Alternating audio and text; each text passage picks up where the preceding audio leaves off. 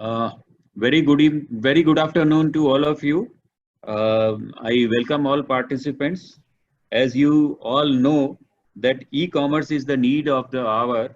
So we are organizing today's webinar on leveraging cross-border e-commerce with Amazon. Amongst us, we have our convener of exhibitions in GJAPC National Exhibitions, Mr. Sailesh Sanghani.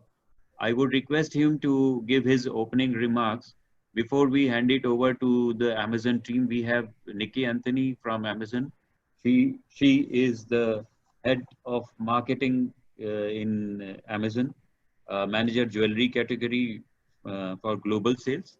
Then Mr. Pratik Gupta from Amazon, Mr. Ankit also from Amazon, and we have Mr. Pratik Sanghani from he's GM Sales Marketing in BBC Brinks Logistic Company. Over to Sailesh Bhai for giving your opening remarks. Thank you. Good afternoon, everyone.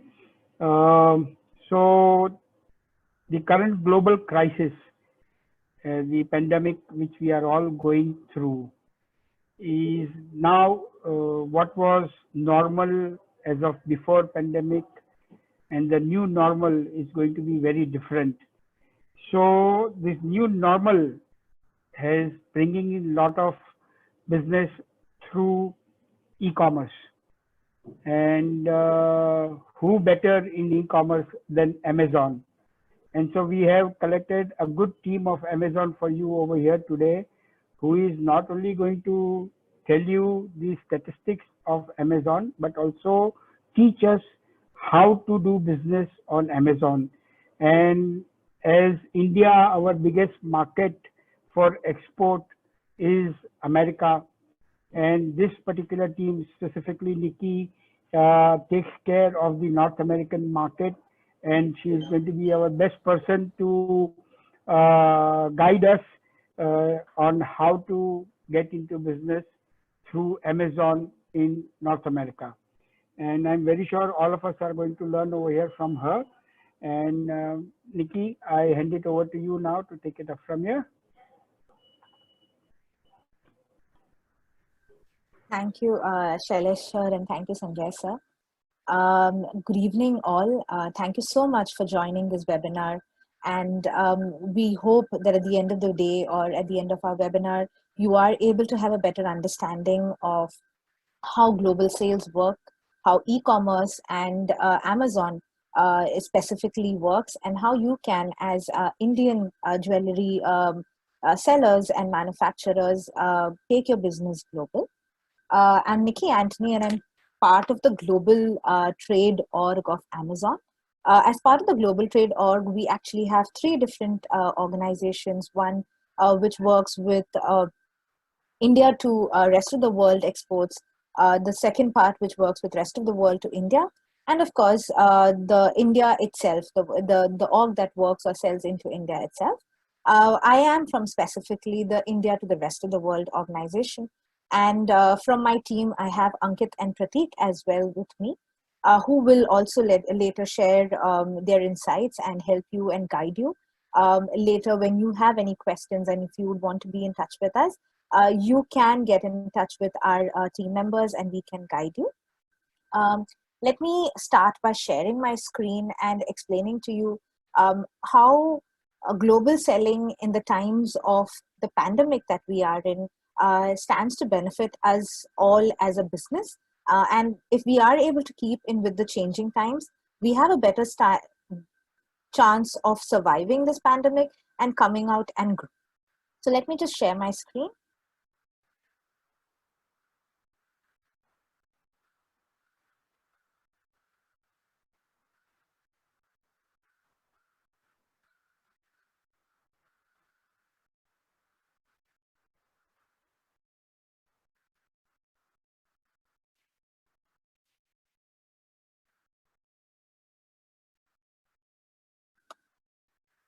So to give you a little bit of insights in terms of what we do, Amazon Global Selling actually talks about taking from, in this particular conversation, we'll talk about selling from India to the world.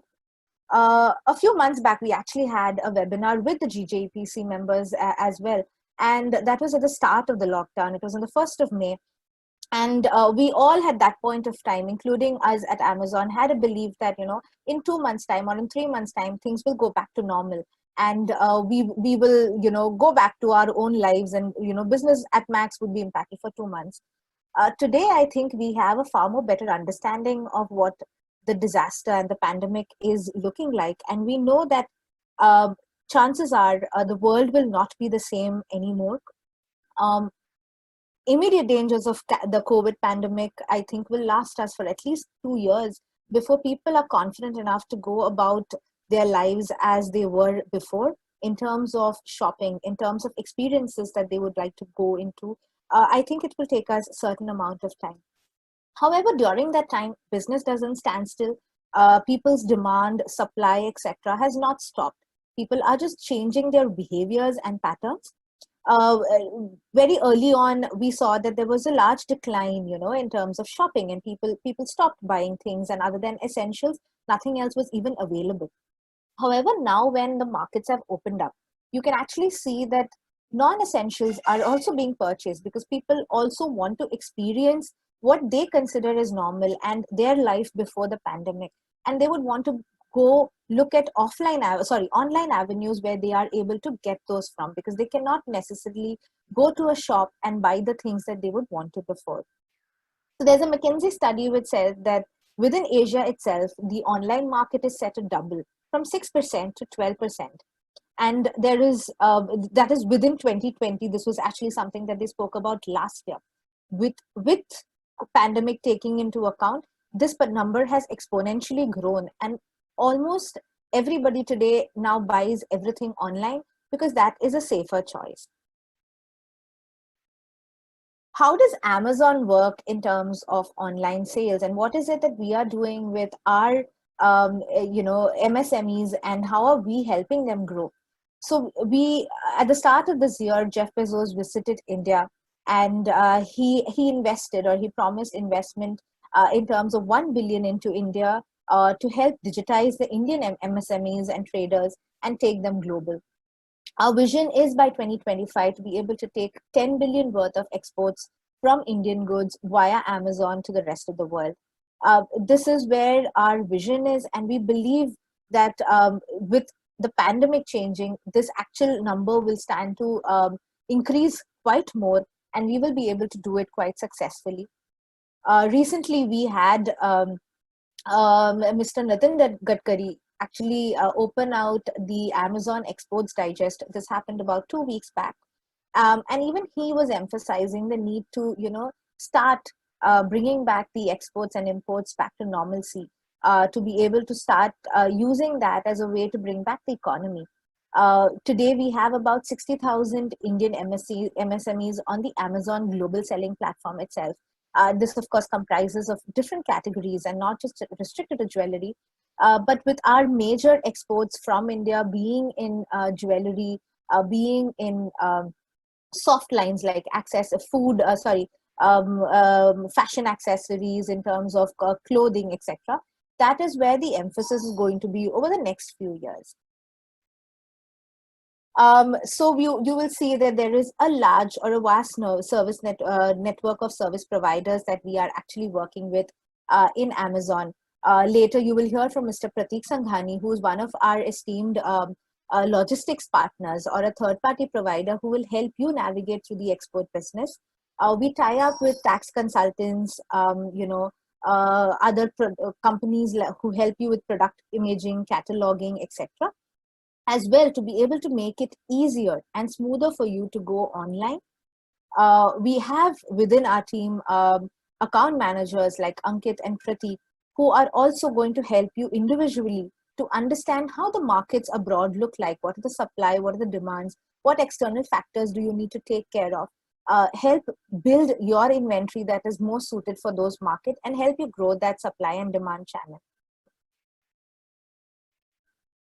So the question comes, why go into global selling? What is the need? And I think the answer, while we made this PPT, parts of this PPT quite early on. And you can see the slide that was made here actually from a little more earlier into the year before the pandemic. One is you're able to reach your customers directly. You're able to create your international brand right from India. People will know your brand sitting in any part of the world and recognize your product for the quality, for the selection that you're offering, and for the unique value that you can actually offer to them. This is, of course, one of the main reasons that you would want to go global. Today, I would say, even with the pandemic, it becomes even more important to be able to have diversified supply chain mechanisms. You should be able to have your foot in different markets so that problems in one market does not affect your business. So you may have, say, political unrest in one part of the country or one part of the world. And these are things that can affect the way you do business to that particular region. While when we are spreading ourselves into different regions, we have a way of getting by or getting over those regional problems in terms of natural calamities, political interference, economic situations, etc. These are some of our global selling partners who have set up their manufacturing facilities across India and are currently selling to to North American market.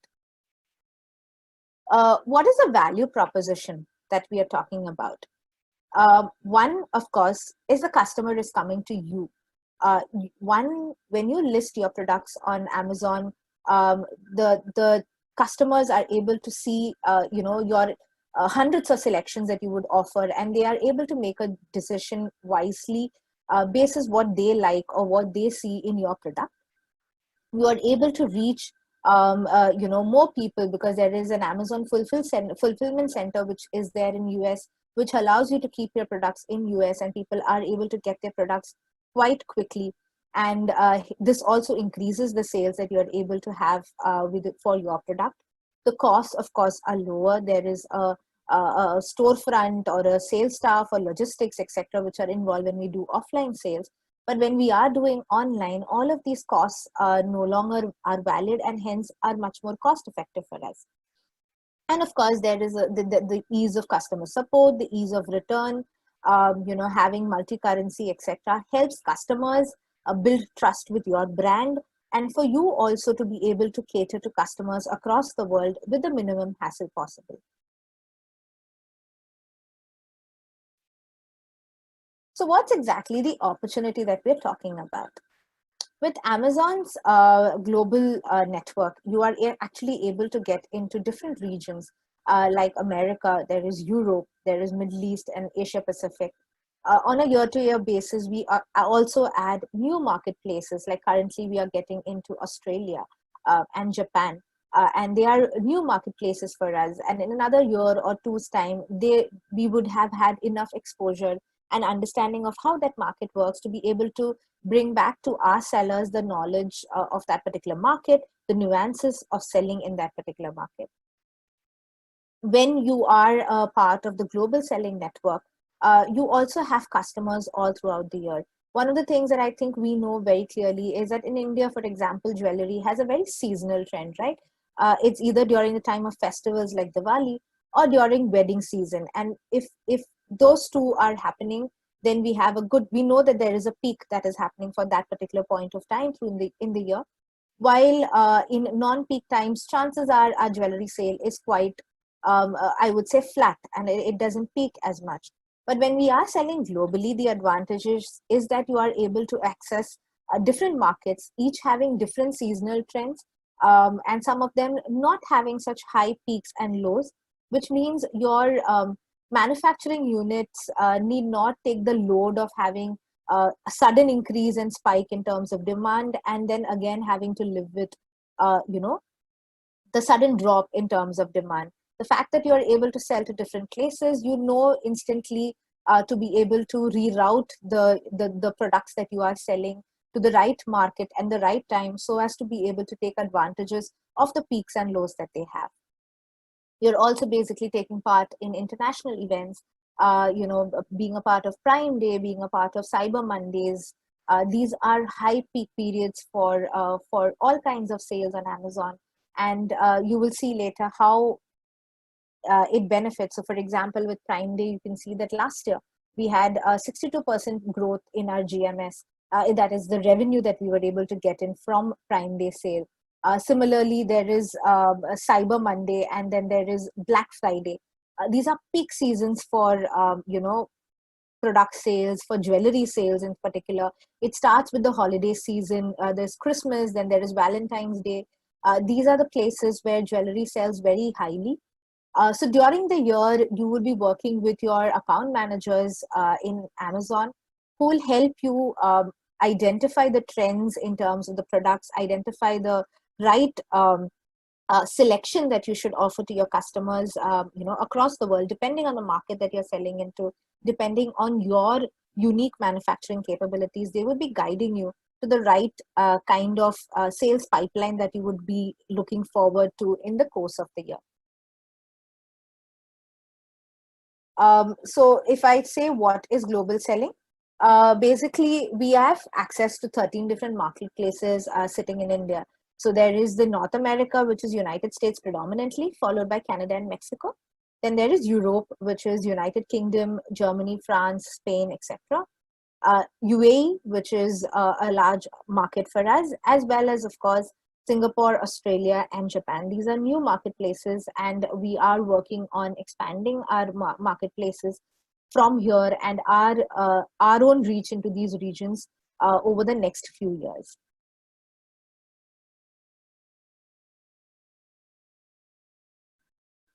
So we started global selling as a platform back in 2015. We had a few sellers at that point of time, and some products that were Indian, and we were trying to sell into United States.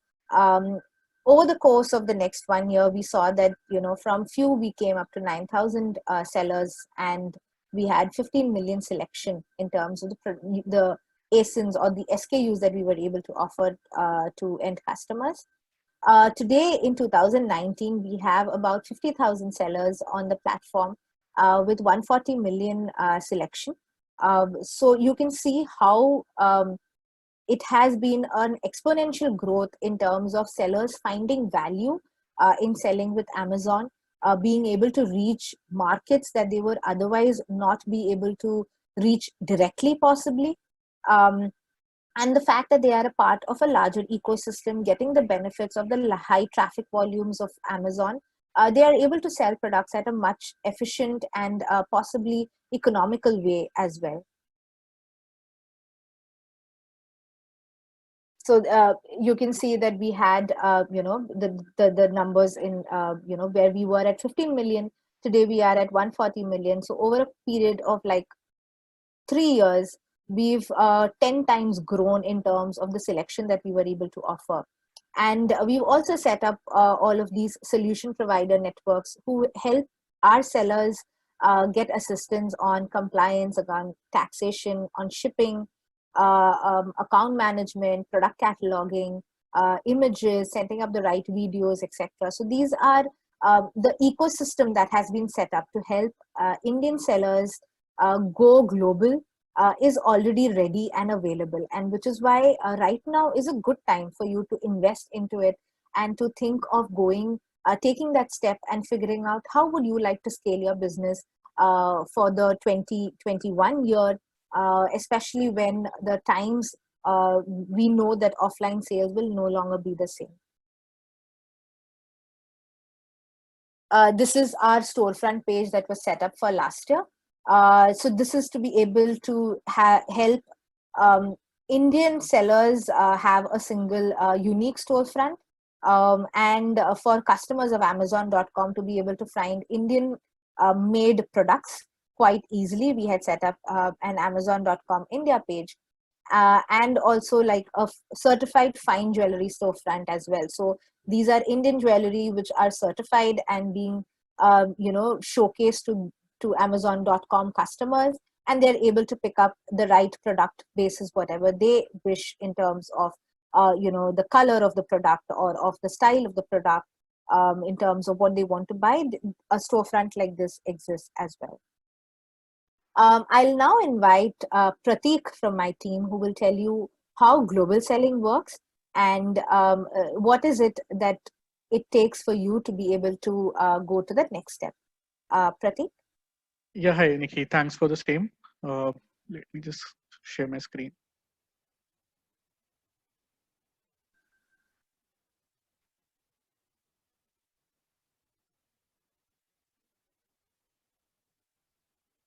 Yeah. So thank you first of all for like letting us be a part of the same. Uh, so when it comes to basically how global selling works, just yeah. So basically there are two types of ways through which basically you can send off the products. One is wherein you do a MFN, which is Merchant Fulfillment Network, wherein whenever an order comes in, only then you basically like ship out the product and the product reaches the final customer. The other method is fulfillment by Amazon, wherein you initially send out the products to the Amazon warehouse in US. Afterwards, basically, whenever an order comes in, you will not have to do anything. Amazon fulfillment center will itself send out the product to the final customer. This is basically the overall working of an FBA basically program. If a seller wants to get into FBA, then basically what they need to do. So first of all, the seller manufactures the product, then they register on Amazon.com through the seller account. Then they basically would want to list out the products. After listing the products, they will ship out the products to the fulfillment center. Once they send it out, then Amazon will receive the products which have been sent out. The customers can see all the products which have been basically being received. Afterwards, Amazon will pack whenever a particular order is being placed. They will deliver the product to the particular customer. The customer will be able to then, sorry, the customer will be able to just check the product and see how basically it is. Then if they want to interact with the customer service, they can do that. And basically, after everything, if the particular overall scenario is clear, then the seller will receive the payment for whatever product they have sold off.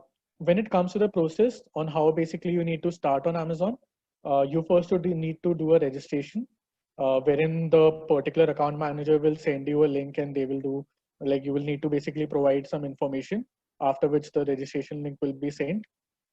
You can list the products afterwards. And finally, there will be the delivery option, like which option you need to select to sell your products. Whether you want to be into pure FBA, you want to be in pure MFN, or you want to have a combination of FBA and MFN. So when it comes to registration, you need three things as the basic checks. One is a email ID, which you haven't used on Amazon till now as a seller on any of the marketplace. Second is the credit card. It should be a international credit card wherein the transaction should be available in dollars. Apart from that, you need a business address for the same. Now, once you do that registration, uh, before listing the products, there is a basic check which we have in Amazon for fine jewelry category. So if any seller wants to sell a diamond studded jewelry or a gemstone studded jewelry, or even a basically gold jewelry, then they need to first of all apply for a fine jewelry approval process. In that, they will need to create a and basically submit a sample template for at least 6 of their sample products. Those can be very simple products as well, depends upon the seller that which products they are comfortable with. And then those 6 products will be sent once after the approval comes in from the Amazon team. You will need to send those 6 products to IGI lab within India, or basically in the US third party lab, depending upon wherever your business is placed. So if your products are in India itself, you can send it to the IGI lab. If in case you are a US customer, then you can send it through that. So majorly, there are different categories wherein we have been able to be successful into. Diamond jewelry is something which has a lot of exports from India to US, and we have certain good sellers who have been doing really well in diamond category. Uh, Understanding that basically what kind of products work, it is majorly 10K or 14K gold, which has been doing well for us. Apart from that, when carat age come in, it's preferable that you start off with low carat diamond products. When it comes to color, GHHI is something which we have seen works well. And in terms of what works in terms of the product type, earrings and pendants is something wherein you don't have sizes. So basically you can put that in FBA. When it comes to rings, understanding that there are a lot of sizes into it, You can either do MFN or you can even do FBA if you want to. Silver jewelry is something we have seen success into to a certain extent, wherein some sellers have really scaled it up and really done well. It's a low value product, but if in case you are able to sell it off, if there are certain designs which do well, then you can really take it along to a very large extent. If you just see the number of reviews on single products, you will understand that it's very easy to get a lot of reviews on low value products, but when the pricing increases, it gets a bit difficult. So gemstone jewelry is also one thing wherein we have seen a lot of success into both into precious and non-precious. This is one of the seller wherein we have seen that he has been able to put in very generic designs, for example, butterfly pendant, then basically infinity knot, solitaire, right, heart. So this seller has been able to do really well. Apart from that, we have multiple sellers from Jaipur who are dealing into basically your semi-precious stones, and they have also done well, and the pricing is obviously lower in that case. When it comes to the listings, there are certain attributes which you need to ensure that you take care of while listing the product. For example, the first is the title. It's important that if there is any certification, you mention that. If you need to mention all the specifications of the diamond, be it the caratage, be it the color, be it the clarity. Apart from that, it's important that if you are using the metal, you need to mention what metal you are using. It's the 14K gold, white gold, or yellow gold, or it's a silver product. And apart from that, it's also important to word keywords like, for example, which help to search more. For example, it might be important for you to put in jewelry for women or jewelry gifts for women, right? Or diamond jewelry. These are certain generic keywords which will help get more visibility onto the page. Then the second thing which comes very important is the images. It's very important to ensure that you have proper images, like for example, a front view, a back view, a side view, the image of the box, right? A scale view wherein you can mention that whatever the product is, what are the dimensions of it. You can also provide a mannequin or a basically model image that helps to ensure that the particular customer who is buying the product can actually see that how it will look like. Pricing of the product is very important, which is again one of the decision makers at what price you are selling at. So if the pricing is good, obviously the customer will want to buy that. When it comes to bullet point, it just helps you to provide more information about the product. It's the best way wherein you can just mention what all your product includes and maybe what are the differentiating or unique factors which you'll want to put in wherein the customer would want to see that. Then there is product description, which comes lower at the page wherein you can provide more information about it. Last but not the least, as I told about keywords, the keywords can be used either in the title, in the basically bullet points, product description, even when you basically go ahead with running the marketing campaigns. At that time, keywords come in handy. So when basically this is one of the just examples, if you search for a engagement diamond ring, there are different ways wherein your product can be seen. Like for example, the red box showcases that if you're marketing through a brand marketing, then basically you can get this visibility. Otherwise, you can do sponsored ads wherein your products can be seen at the very first page, depending upon the bids at which you want to spend for a particular keyword or at an overall level. Coming on to fulfillment, though Prateek will be mentioning about all the things from BBC on that, we have two fulfillment methods, as I told initially as well, fulfillment by Amazon and merchant fulfilled, wherein in FBA you send out the products in bulk before the order comes in and then the orders takes place. In MFN, whenever an order comes in, only then you ship it out. So in terms of jewelry category, we have seen that we have seen a lot of response, a lot of benefit out of FBA. Majority of the sales which we have seen, be it a low value product or a high value product, or be it any type of product category, we have seen FBA doing well in particular. Now the benefits of it or the reasons why that is, like your products are eligible for Amazon Prime. For example, right now Prime Day is going for Amazon in India. So you can obviously ensure that the products receive the customers are able to deliver, like ensuring that the delivery happens within 2 days or basically at a very less time. And obviously the number of customers who want to buy the product also increases, understanding the delivery is proper. Second is like all logistics in US managed by Amazon. Once basically your product is in the Amazon warehouse, you don't have to worry about the logistics. it will be the Amazon itself who will be taking care of it. So even if, for example, there is a delay or something, the onus lies on Amazon rather than basically the seller.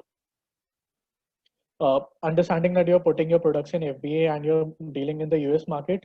So for example, if a customer in US wants to buy something, they will take at least around, for example, if you send out a product from India, it will take around 10 days or 15 days by minimum. But if you already have a product in the US warehouse, in that case, the timeline required will be very less. More customers will be willing to buy it rather than waiting for the product coming from India.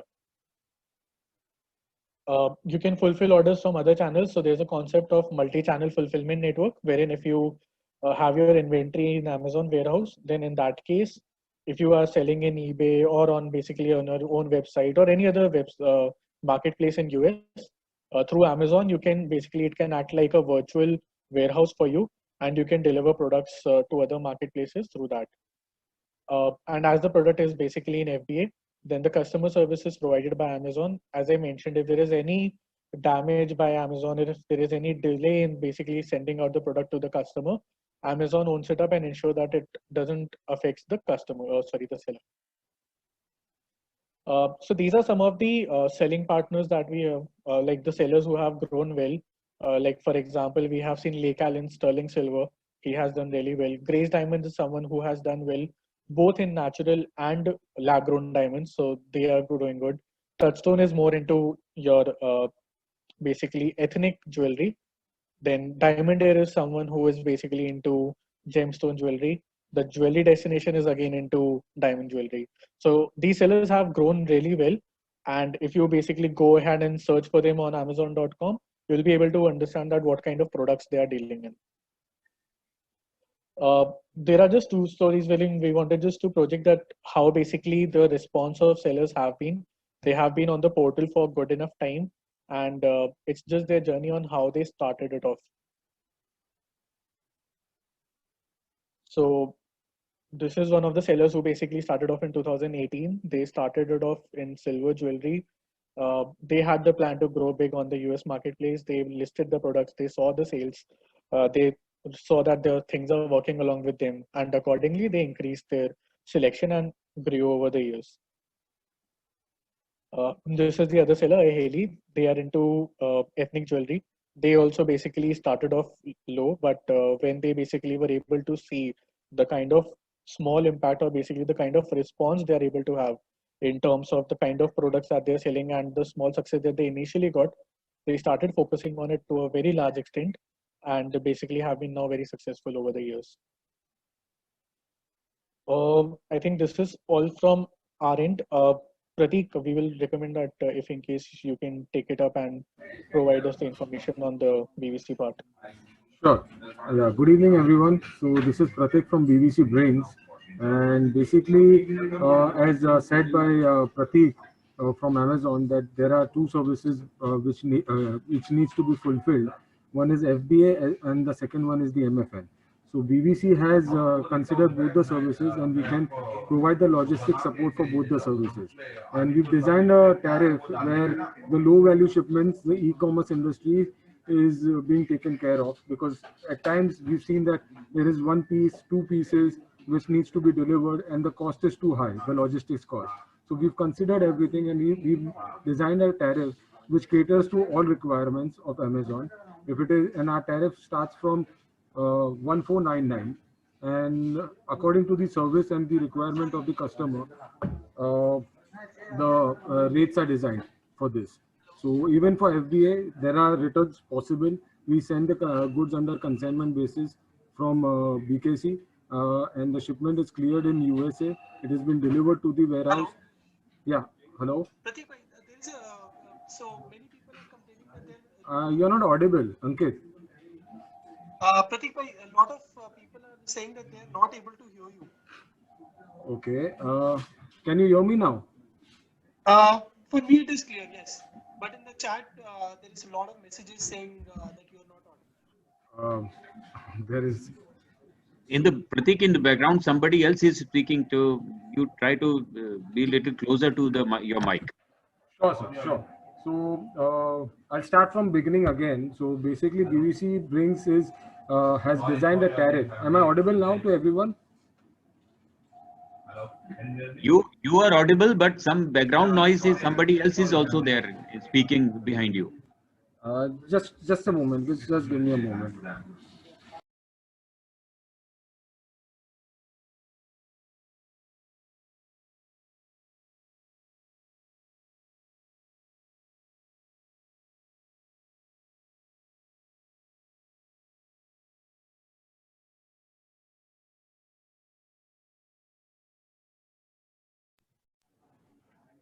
Yeah, now it's better.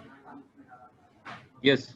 Yeah. Go ahead. So I'll start from all over again. So BVC Brings has designed a tariff for e-commerce, especially considering the low value shipments, where we can cater both the services that Pratik has said.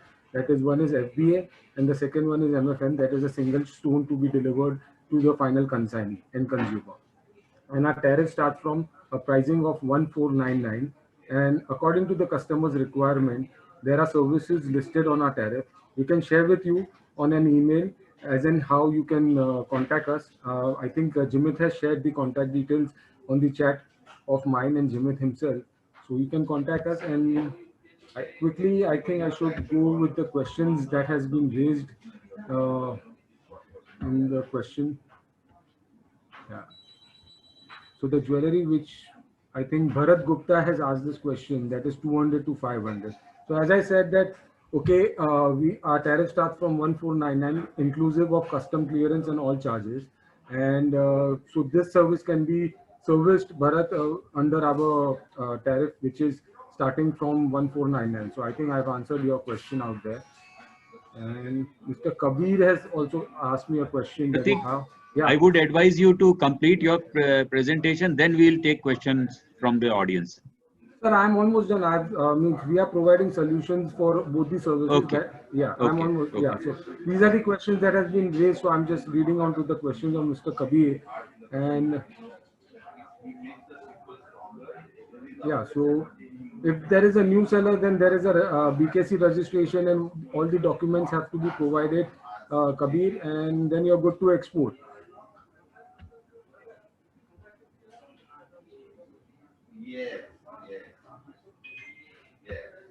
Yeah, so basically FBA is also one solution that we can provide. And the FBA, we send the goods under consignment basis. So on return, the duties and taxes are not levied in India. So the shipment is sent door to door. It has been cleared at USA and it has been delivered at the Amazon warehouse. So even that service can be fulfilled by BVC Brings. So if you have any other questions, then you can ask me.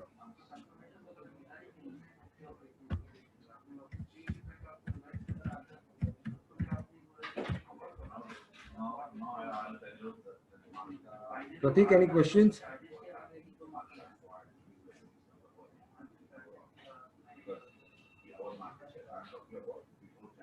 I think can we open it up for everyone to ask questions if they have anything? Sure.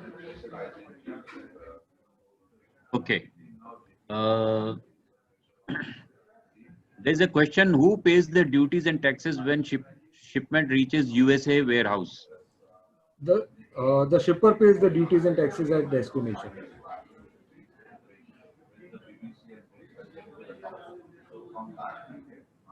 Do you have any gemstone category also? Gemstone, we can fulfill anything that you want to send under our Okay. tariff. Yeah, we take the goods under set to content basis. So if you send diamonds or gemstones or jewelry, means we can assist you with the services.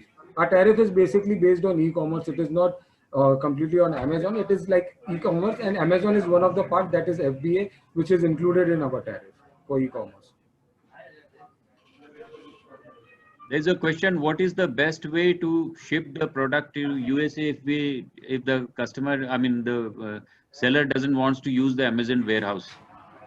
Then it is an MFN shipment, right? It MFN, is yeah. yeah. If it is directly going to the customer, so we have a service and we can do that. We can fulfill that also. As I said, that our tariff starts from 1499, so it is a single package delivery that can be covered in that service if the value is low.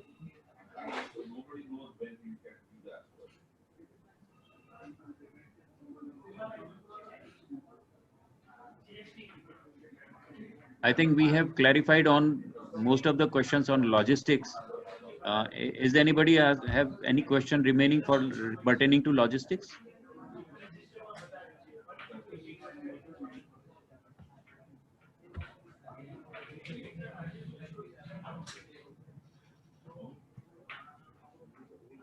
I think basically people are typing on the chat. It's better if you can ask I'm live. taking the questions on chat also.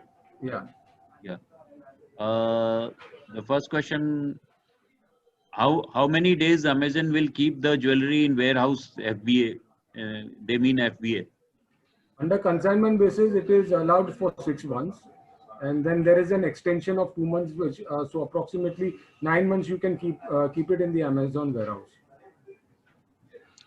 So just to add to it, basically Amazon has a basically leverage that you can keep it for as long as possible. From legality point, it's a different scenario, but Amazon can, like, if in case you send out the products in the Amazon warehouse, for 1 year, you will not be asked to basically pay anything extra in terms of the FBA storage fees. There's a storage fees wherein you are being charged for a particular amount, for a 1 cubic feet amount. But afterwards, if in case the 1 year passes by, then there will be a long-term storage fees. So in case if, say for example, if you're a part of SAFES, or if you can ensure that you are within US itself and you're sending out the products in the Amazon warehouse, then you can keep it for as long as you want to. What is the commission you charge on sale? So the commission basically works in such a manner that if in case your product is less than $250, then in that case it's 20% fees, right? But if in case the product is for, say example, more than $250, then for whatever value remains till 250, it's 20%. But the incremental value have a 5% commission. So just to give an example, if the product is for $250, it will be 20% of 250. But if it is for $1,000, then it will be 20% of $250 plus 5% of $750. What are the prospects of 18 karat rose gold jewelry in US market? So we have seen some sellers basically selling into multiple basically metal types. Say for example, white gold is something which we have seen selling the maximum. Then basically it comes about rose gold and yellow gold. So what I will say is that in terms of the potential, if for example, if out of 100%, like 70% is what the customers focus on white gold, and then 15% on yellow gold and rose gold.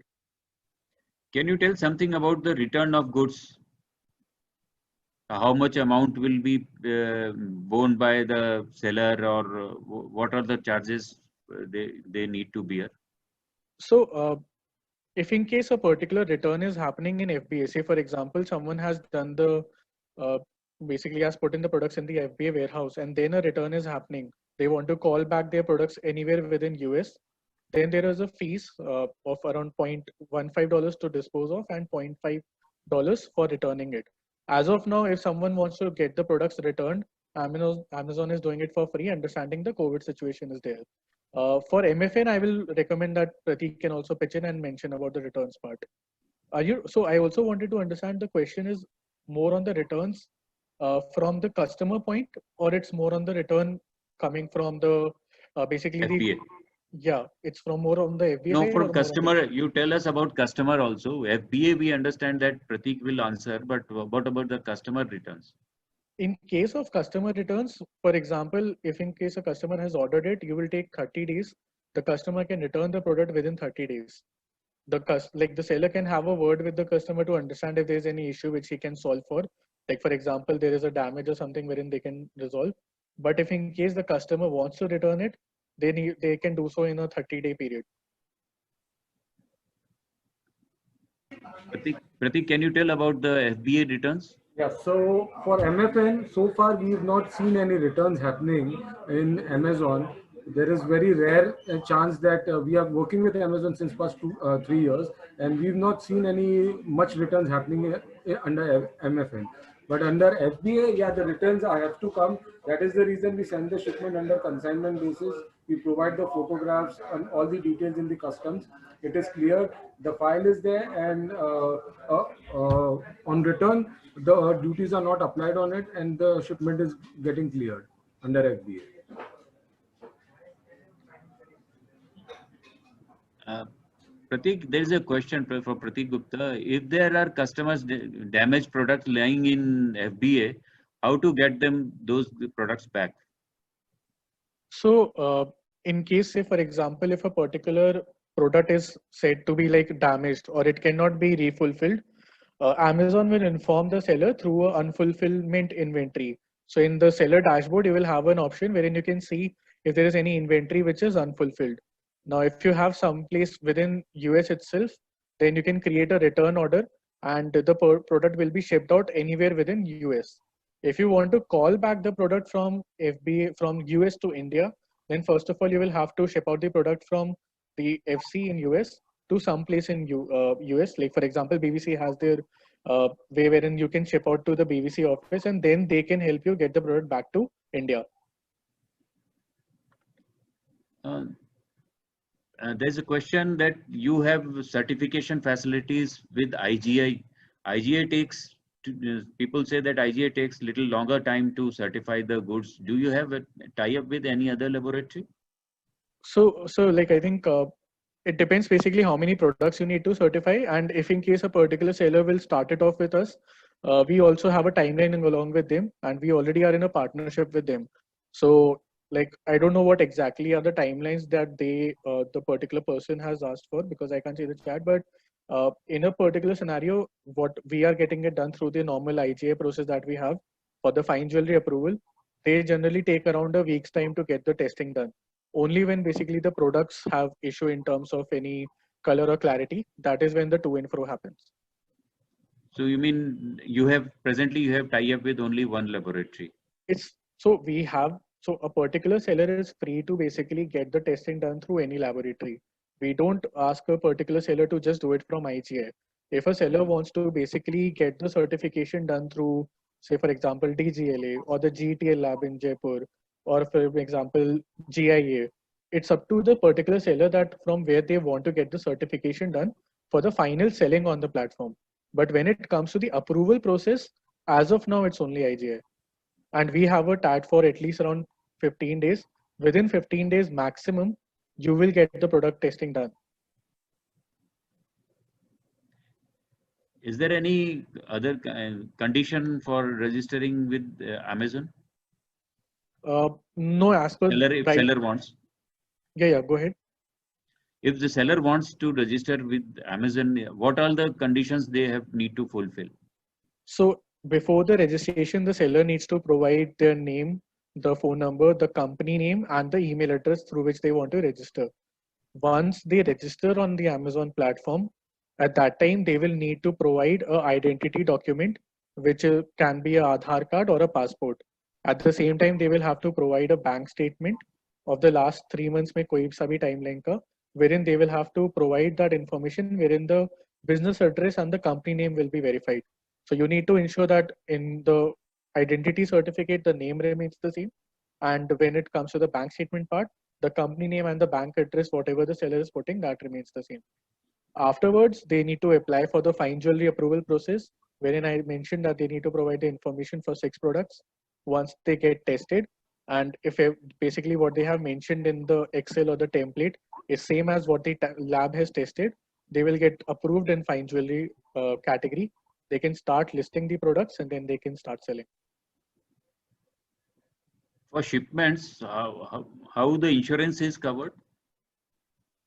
That is being taken care of by the logistics itself. When the particular seller will be wanting to send the inventory in FBA or in MFN both, the logistics company takes care of the insurance part.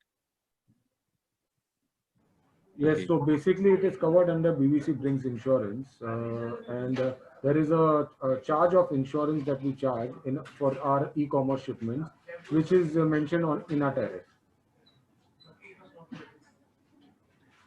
There is a question about export license being asked. I think in India there is no such condition that you need to have export license. The only thing is that you need to have IEC. Am I correct? Yes, sir, you are right. If the same brand wants to sell silver, diamond, and gold jewelry, is it possible? Yes, sir, it's possible. Preferably, it's up to like if the brand is established, then yes, they should sell it off through one brand. But it's up to the seller as well. Like for example, there are some sellers who would like to say that okay, this brand will sell only your pure diamond jewelry, right?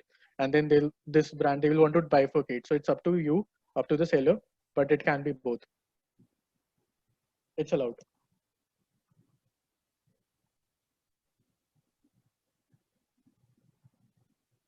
In FBA warehouse, who insures the goods?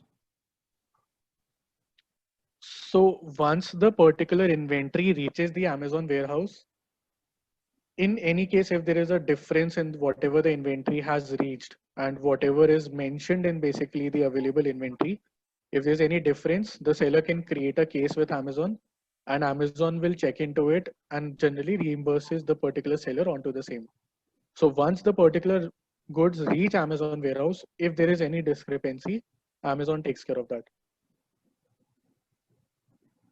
Pratik, can you tell what all documents you require while exporting the goods from the shipper? Yeah, sir. So there is export invoices required, and you should IEC is a mandatory. A person who's exporting should be having an IEC. They should be registered with the BKC Customs, and once they provide us the invoice, the other documentation is provided by BVC itself. No, but why BKC Customs? Why not if the seller is from Delhi or Kolkata? How even then he is required to register from BBC? No, they need to be registered with the customs by Any of the providing, customs? yeah, by providing their KYC documents with the customs. Okay. Yeah.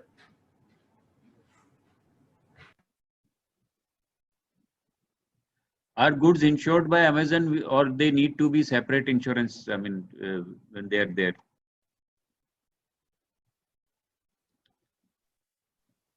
This is like when they are being shipped out or basically when they reaches Amazon. When they reach the Amazon.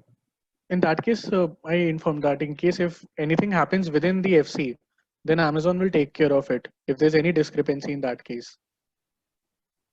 Do you recommend any particular bank for settling the payments, or any bank will suffice? Generally, if it's a private bank, it's better. We have seen like majority of like things happening through ICICI, HDFC, but there is no specific basically leverage that okay you can't use a particular one. But we have seen some issues here and there with different banks. So preferably HDFC or ICICI is what we prefer onto, or what we recommend that the sellers can go for. If they don't have it, if they have it through any other market like bank, that's okay for them. One of the audience have asked that silver jewelry is studded with stones and diamonds. Will it be certified by IGI also? I think all laboratories certify this. Any diamond jewelry will be certified by IGI. Diamond jewelry is something actually which they do. If you send out a plain silver or a plain gold, they will not be able to do that. What happens if the goods are damaged or broken on delivery? It is under BBC brings insurance. Okay. Yeah, but if the package is not tampered, and it has to be under the custom seal intact. What are the prospects of fashion jewelry in US and Canadian market? So we already have around, if you can go ahead, like if whoever has asked us that you can go on Amazon and search for, there are fashion brands like Touchstone, Much More, right? Or Crunchy Fashion. These sellers are more into ethnic as well, but they're getting into those more of Western fashion jewelry as well. So we just want to understand that what exactly is the prospect, like if the person is asking more on the ethnic side or more on the Western side. The Western side business, we have seen one of the sellers, like for example, we have a brand Knighthood, and they are doing very well in men's lapel pin and brooches. So it depends upon the kind of product that you want to bring in. At the same time, the only thing in Western fashion jewelry, what we need to also see is that there are a lot of Chinese or US sellers also who are selling on the platform. So if any particular seller wants to sell into Western fashion jewelry, just be ensuring about the fact that the pricing is good and the supply chain is good. Pratik, tell us how the costing is to be done, including your commission, so that the sellers get appropriate value of their goods. So, including tariff, shipping charges to US? see, I can take that call, but it will be very difficult for me to right now provide a proper A understanding generalized of it. idea. A generalized Yeah. idea. So I will just What factor they should count yeah. for? I will just mention the particular components which are to be involved into, right? Obviously, to wo fil calculation they can happen for a MFN order, for a merchant fulfillment network order. You need to take into cost of your product, whatever margin you are taking, whatever your packaging cost is there, whatever BVC or whatever any logistics company is going to charge in terms of the shipping cost, the duty, right? That is to be in the insurance. All these things are to be considered. And finally, then when you calculate the overall price, you need to take out the commission, which is there, which is 20% for jewelry. When it comes to the FBA part, the same things initially, which will remain the same, is the cost of the product, the packaging, the labor. Apart from that, the shipping cost in bulk, which will be there. Like if you're sending 100 products, 200 products, then you can divide it per unit, that whatever per unit cost will be. Then after that, there is a cost of keeping the product in the FC, which is FBA fees. So there's a particular fees levied on the basis of the weight of the product and basically the dimensions on the whatever pick and pack fees is there when basically an order comes in. And there is a FBA storage fees is there, that for the products that you're keeping in the warehouse, there's a particular fees for a particular 1 cubic feet depending. And then again, the commission will come in.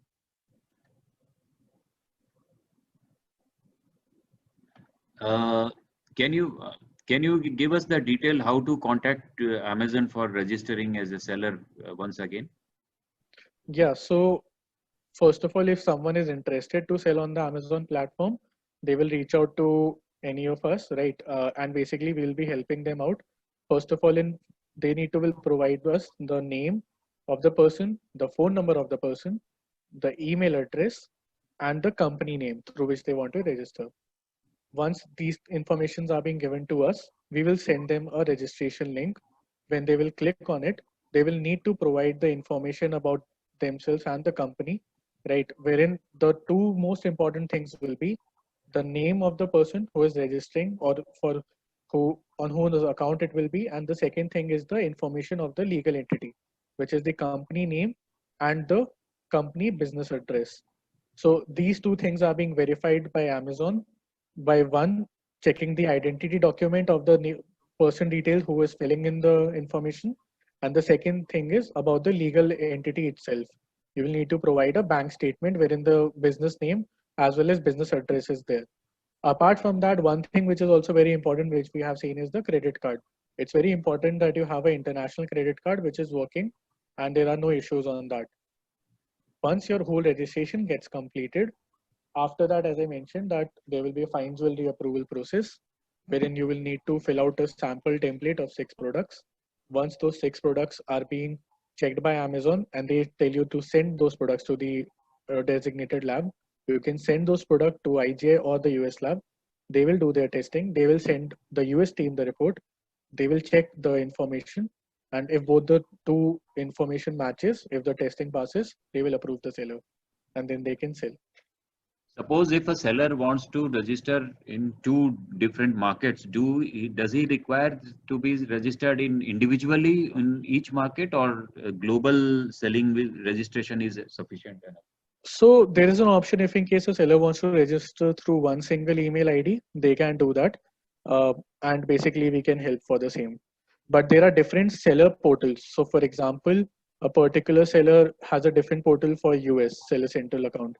Then they will have a different account for Europe. Then they will have a different account for India. So there are portals are different, but the person can navigate if he is into global selling, then he can navigate from one marketplace to the other marketplace through just one single account. So we had enough of questions now. I would request Pratik, you share your contact details so that any other question or the questions we could not take can be answered by you, the participants, and will contact you. Can you share your details? So I think it's already been shared. Yeah. Okay, fine then. So it was a very nice participative webinar we had. I thank our convener, Mr. Shailesh Sanghani, for sparing time and giving his valuable input. I also thank Nikki and her team, Ankit and Pratik from BBC, and my colleague Dolly Chaudhary for having this webinar organized in very very good form. And last but not the least, the audience who were support, and they made the program very lucid and live by asking questions. Thank you, participants. We will definitely come back with another event of this nature. Thank you very much for joining us. Thank you, sir. Thank you, everyone. Thank you.